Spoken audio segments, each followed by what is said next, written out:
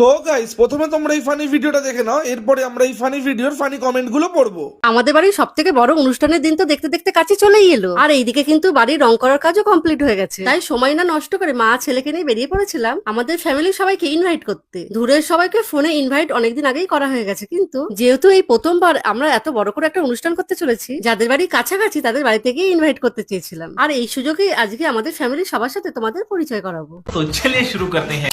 বিয়ে করে আর কি হবে, সবই তো হচ্ছে। আর বিয়ে করার কি দরকার? বিয়ে কেন করবে? তোমার মেয়ে ঘরেই তো ছেলে নিয়ে শুয়ে থাকে। বিয়ে করে শ্বশুর বাড়ি তো আর যাবে না, ঘর জামাই থাকবে। তাই ঘর রং করতে এত ব্যস্ত। সুমির সাথে মিশতে মিশতে তুমিও নির্লজ্জ হয়ে গেছো।